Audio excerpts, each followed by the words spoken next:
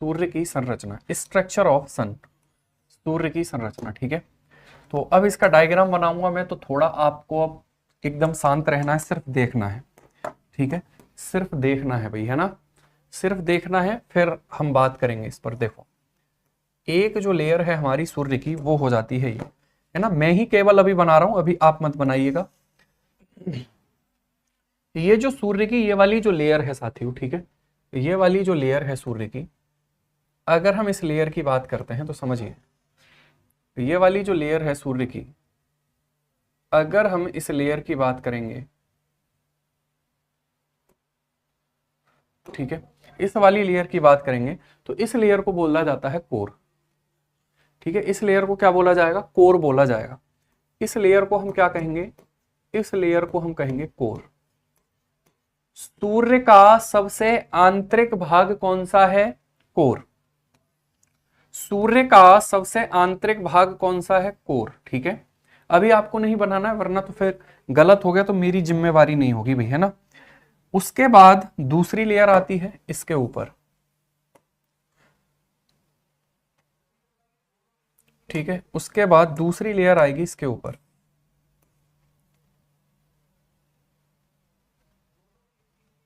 ठीक है, सूर्य की ये वाली जो लेयर है, इस लेयर को हम क्या कहेंगे, तो इस लेयर को हम बोलेंगे रेडिएटिव जोन। इस लेयर को क्या कहेंगे, विकिरण मंडल कहेंगे। क्या बोलेंगे इसको, विकिरण मंडल इसको कहा जाएगा, इसको बोला जाएगा विकिरण मंडल। विकिरण मंडल इसको कहा जाएगा, यानी कि रेडिएटिव जोन इसको कहेंगे, रेडिएटिव जोन इसको कहा जाएगा, रेडिएटिव जोन इसको कहा जाएगा।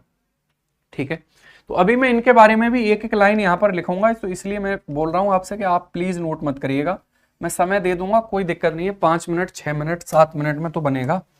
ठीक है, उसके बाद तीसरी लेयर आ जाती है, उसके बाद तीसरी लेयर हमारी जो आ जाएगी वो हमारी कौन सी होगी, तो वो हो जाएगी संवहन मंडल। तीसरी लेयर कौन सी है, तीसरी लेयर जो है हमारी वो है संवहन मंडल।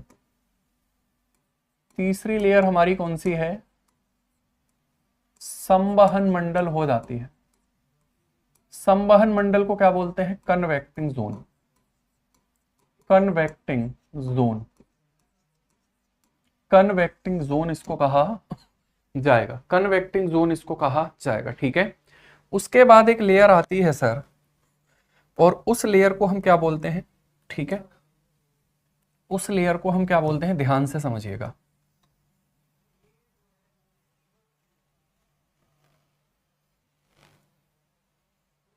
ठीक है, ये वाली लेयर आ जाएगी, और ये वाली जो लेयर है साथियों, इस लेयर को हम क्या बोलेंगे, तो इस लेयर को हम बोलेंगे प्रकाश मंडल। इस लेयर को हम क्या बोलेंगे, इस लेयर को हम बोलेंगे प्रकाश मंडल। ठीक है, इस लेयर को हम क्या बोलेंगे, प्रकाश मंडल। सूर्य की दिखाई देने वाली परत कौन सी है, प्रकाश मंडल ही हो जाएगी, फोटोस्फीयर, फोटोस्फीयर, फोटोस्फीयर हो जाती है। ठीक है, क्लियर जी सर, पहली ही स्लाइड है। उसके बाद हमारी अगली जो लेयर आएगी वो लेयर कौन सी आ जाएगी, तो वो लेयर आ जाएगी वर्णमंडल। वो लेयर कौन सी आ जाएगी, तो वो लेयर हमारी आ जाती है वर्णमंडल। ठीक है, तो इस लेयर को हम क्या बोल देंगे, इस लेयर को हम बोल देंगे वर्णमंडल। मैं यहां लिख रहा हूं, ठीक है, इस लेयर को हम क्या बोलेंगे, वर्णमंडल। वर्णमंडल, वर्णमंडल को सूर्य का वायुमंडल कहते हैं, क्रोमोस्फीयर है ये, क्रोमोस्फीयर, क्रोमोस्फीयर, क्रोमोस्फीयर ये हो जाता है। ठीक है, उसके बाद अगर हम अगले पॉइंट पर बात करेंगे तो समझिए, अगला जो लेयर होगी हमारी वो कौन सी हो जाएगी, तो उसको एक बार देखते हैं। ठीक है, वो लेयर हमारी कौन सी है, वो लेयर हमारी कौन सी होगी, तो वो लेयर हमारी हो जाती है, ठीक है, देखो इधर, वो लेयर हमारी कौन सी होगी, तो वो लेयर हमारी हो जाती है कोरोना। ठीक है, वो लेयर हमारी कौन सी हो जाएगी, तो वो लेयर हमारी हो जाती है कोरोना, है ना। तो ये वाली जो लेयर है साथियों, इस लेयर की अगर मैं बात करूंगा तो ये लेयर हमारी कौन सी हो जाएगी, कहाँ लिखे हैं भाई, जगह तो नहीं दिखाई दे रही, ठीक है यहाँ लिख देते हैं। तो ये वाली लेयर है हमारी, इसको हम बोलेंगे कोरोना। कोरोना, सूर्य किरीट, क्या बोलेंगे इसको, सूर्य किरीट इसको कहा जाएगा, सूर्य किरीट इसको कहा जाएगा, ठीक है, कोरोना इसको कहा जाएगा। क्लियर हो गई बात है ना भाई, कोरोना इसको कहा जाता है, ठीक है। अब देखो यहां पर अगर हम बात करेंगे कुछ प्रमुख परतें, जैसे ये वाली जो परत है, ये वाली जो परत है, ये परत हमें दिखाई देने वाली परत है, प्रकाश मंडल, ठीक है भाई। और एक परत जो है साथियों हमारी वो हो जाती है ये वाली परत, जिसको हम कोरोना कह रहे हैं, जो सूर्य की सबसे बाह्यतम परत देखने के लिए मिलेगी, ठीक है, जो सूर्य की सबसे बाह्यतम परत देखने के लिए मिलेगी, है ना। अगर हम यहां पर बात करेंगे, ये वाली जो लेयर है ये सूर्य का वायुमंडल होता है, ये वाली जो लेयर है साथियों ये सूर्य का वायुमंडल होता है। ये वाला सूर्य का क्या है, ये सूर्य का वायुमंडल है ना। वर्णमंडल को हम क्या कहते हैं, सूर्य का वायुमंडल कहा जाता है। वर्णमंडल की अगर हम बात करेंगे तो क्या बोला जाएगा इसको, सूर्य का वायुमंडल इसको कहा जाएगा, ठीक है ना भाई, सूर्य का वायुमंडल इसको कहा जाएगा, वर्णमंडल को, ठीक है। आगे अगर हम बात करेंगे, ये कौन सा है, ये संवहन मंडल है। इस संवहन मंडल में हमें सेल्स देखने के लिए मिलती हैं, कोशिकाएं, इस तरीके से कोशिकाएं देखने के लिए मिलेंगी, है ना, साइक्लिक और मोशन करती हैं, चक्रीय गति करती हैं, ऐसे। कोशिकाओं का मतलब है गैसों के ही छोटे छोटे पिंड हो जाते हैं, ठीक है भाई। और अगर हम बात करेंगे इसमें, तो इसमें तो रेडिएशन हमें देखने के लिए मिलेगा, रेडिएशन। पहले आप ये बताओ कि ये लेयर समझ में आई या नहीं आई, फिर मैं आगे बढ़ूंगा, ठीक है। फिर मैं इनके बारे में एक एक लाइन यहीं ऐड करता हूं और उसके बाद मैं आपको एक एक करके चीज बताना स्टार्ट करता हूं, ठीक है भाई। चलिए,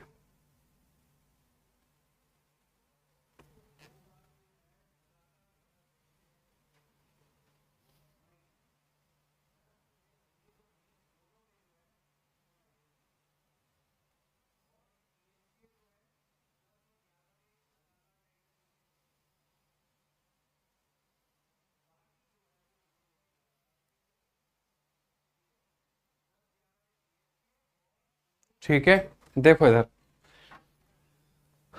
नहीं समझ आया, क्या समझ नहीं आया भाई, देखो इधर भैया, ऐसा कैसे हो सकता है कि समझ नहीं आया, देखो समझो, ठीक है। जैसे ये मान लीजिए ये गैस है ना, ये क्या है, ये गैस है, और इस पर आपने पतीला चढ़ा रखा है चाय बनाने के लिए, तो ये हो गया पतीला, ये हो गई चाय, ये हो गई चाय की पत्ती, ये हो गई इलायची, और ये चाय उफन रही है, समझ रहे हैं ना। उसके बाद बस चलनी लेकर आना है और छान के पी लेना है। तो एनर्जी बन कहाँ रही है, यहां पर, एनर्जी बन कहाँ रही है, यहां पर, उसके ऊपर एनर्जी यहां आ रही है ना भाई। कोर जो है सूर्य का सबसे आंतरिक भाग, सूर्य का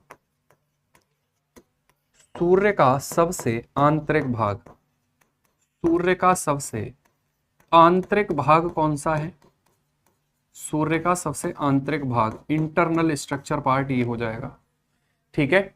अगर मैं यहां पर बात करूं, आप मुझे एक बात बताइए कि नाभिकीय संलयन आपको बताया गया था, हाँ सर बताया गया था, कहां होता है, नाभिकीय संलयन की क्रिया कहां होगी, तो नाभिकीय संलयन की क्रिया कोर में होती है। नाभिकीय, मैं एक बार और आपको बता दूंगा, आप चिंता ना करें, ऐसा हो नहीं सकता कि आपकी समझ में नहीं आएगा इस क्लास में, चिंता मत करिए, है ना। नाभिकीय संलयन यहां होगा, नाभिकीय संलयन की क्रिया कहां होती है, सूर्य के आंतरिक भाग में होती है, जिसको हम कोर कहते हैं। अर्थात जब कोर यहां पर होगा तो सबसे ज्यादा टेम्परेचर यहां का हो जाएगा, तो सर्वाधिक तापमान जो है, मैक्सिमम टेम्परेचर यहां का हो जाएगा, और कितना होता है, 15 lakh degree Celsius, 15 lakh degree Celsius के आसपास टेम्परेचर होता है। सूर्य के सबसे आंतरिक भाग में, है ना, सभी पदार्थ प्लाज्मा की अवस्था में पाए जाते हैं, ठीक है भाई।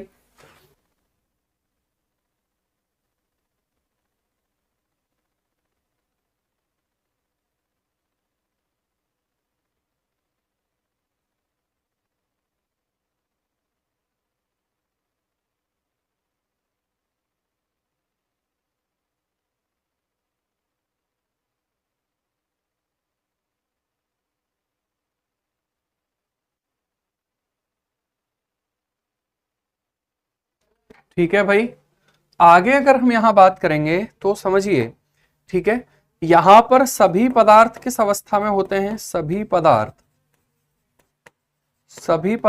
प्लाज्मा की अवस्था में होते हैं।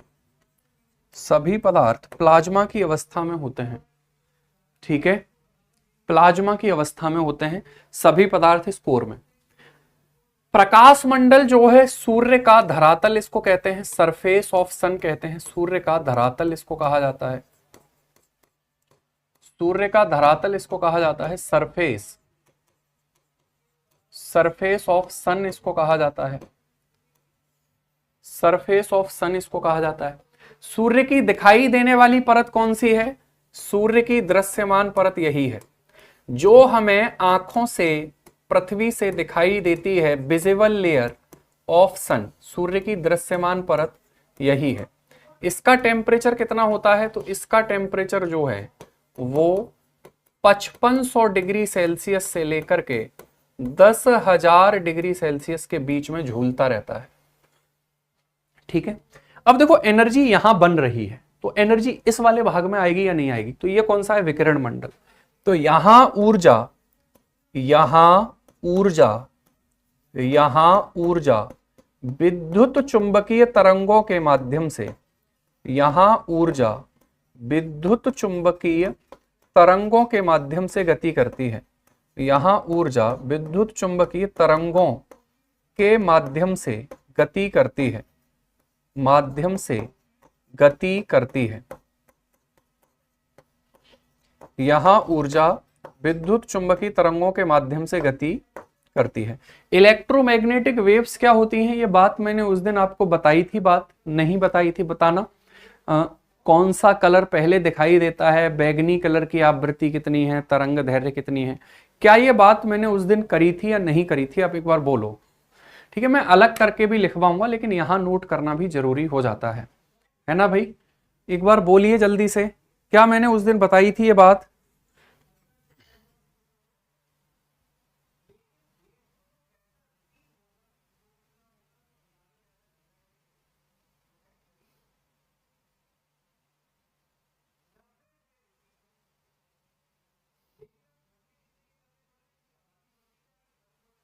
ठीक है भाई, क्लियर? चलिए आगे बढ़ेंगे, और अलग से लिखवाने की मुझे लगता है जरूरत होगी भी नहीं, क्योंकि यही सब बातें इनके बारे में। चलो लेकिन देख लेंगे, कोई दिक्कत नहीं है। ठीक है, देख लेंगे, कोई दिक्कत नहीं है। ठीक है, संवहन मंडल की अगर हम बात करेंगे,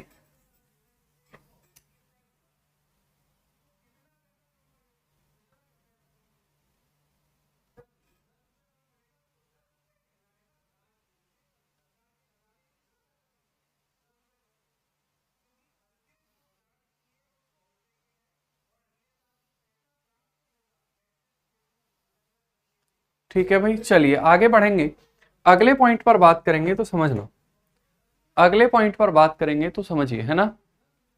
दृश्यमान परत का मतलब है दिखाई देने वाली, विजिबल लेयर। दृश्यमान परत का मतलब क्या है? विजिबल लेयर जो है, विजिबल लेयर जो है वो ये हो जाएगी जो दिखाई देती है। ठीक है, संवहन मंडल का मतलब है यहां पर संवहनी धाराओं के माध्यम से ऊर्जा का प्रवाह, संवहनी धाराओं के माध्यम से, अब आप बना सकते हैं इसको, संवहनी धाराओं के माध्यम से ऊर्जा का प्रवाह, संवहनी धाराओं के माध्यम से ऊर्जा का प्रवाह, ऊर्जा का प्रवाह होता है। Convectional current, convectional current, convectional current. वर्णमंडल को हम बोलते हैं atmosphere of sun, atmosphere, atmosphere of sun, atmosphere of sun इसको कहा जाता है। ठीक है, आप इसको बना लीजिए भाई, फिर आगे बढ़ेंगे।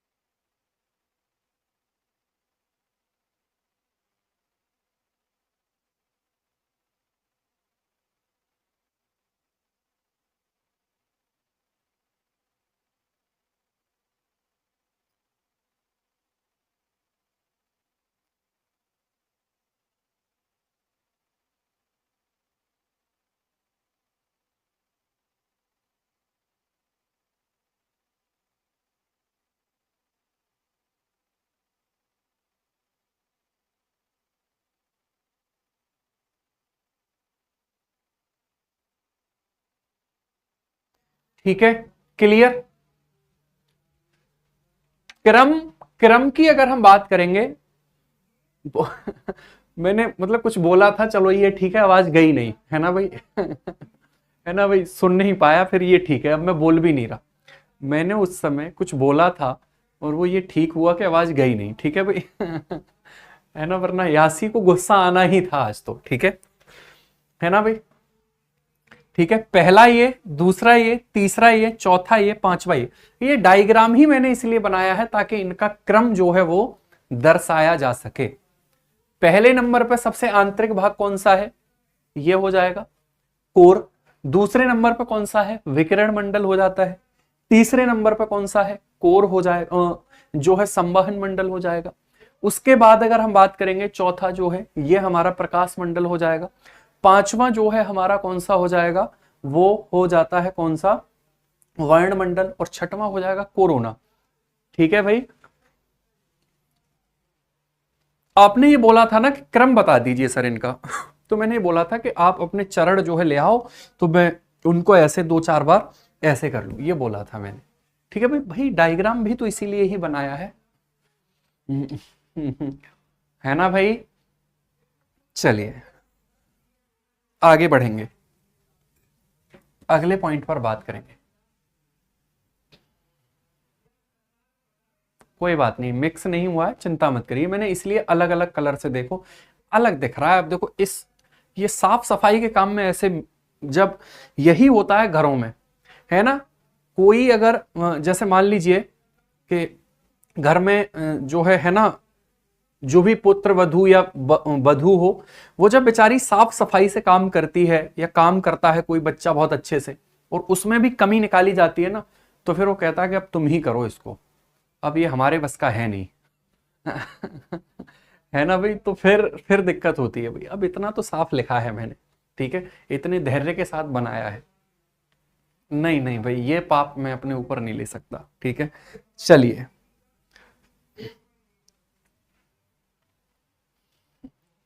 सबसे ज्यादा चमकीला पार्ट यही होगा, प्रकाश मंडल। मैं लिख देता हूं इनको पॉइंट्स में, आप पहले इसको बना लीजिए। अरे नहीं सॉरी की क्या बात है, मस्त रहा करो, इतना लोड क्यों लेते हो भाई, ठीक है। मैं तो एकदम देखो बैच में मैं एकदम घर परिवार की तरह रहता हूं कि बस सीखते चले जाओ, आगे बढ़ते चले जाओ ज्यादा। लेकिन कई कई बार कई स्टूडेंट ऐसे आते हैं जो बेचारे दुखी आत्मा होते हैं, जिनको हमेशा दुख ही दुख दिखाई देता है चारों तरफ, तो फिर उनका इलाज करना पड़ता है भाई, है ना। बाकी मस्त रहा करो, सीखो, वो ज्यादा जरूरी है, ठीक है। तो ये चीज आपको ध्यान रखनी है, ठीक है। बना लिया आपने ये, मैं एक एक करके लिख देता हूं, कोई बात नहीं है, और मैं आपको समझा भी देता हूं कि कैसे कैसे ये चीजें हो रही हैं, ठीक है। मैं एक एक करके इनको नोट कर लेते हैं, उसके बाद में इसको बना भी लेंगे। आपको ये समझ में तो आ गया ना। आप क्रोमोस्फीयर के नीचे मैंने लिखा है एटमॉस्फेयर ऑफ सन।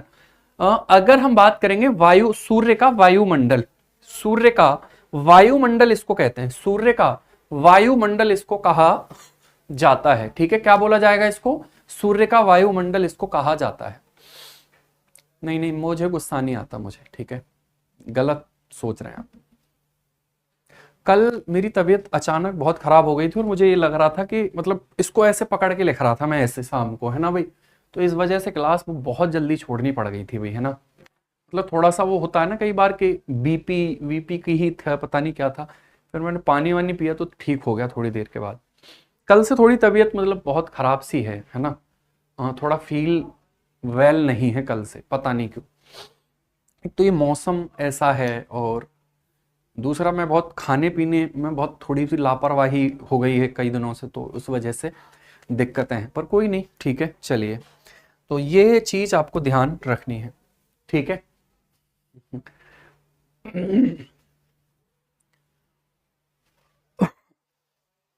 नहीं वो YouTube पर क्लास चल रही थी शाम को 6 बजे। कर लिया ये नोट, आगे बढ़ लेते हैं अब, ठीक है। अगले पॉइंट पर बात करते हैं, हेडिंग डालो देखो।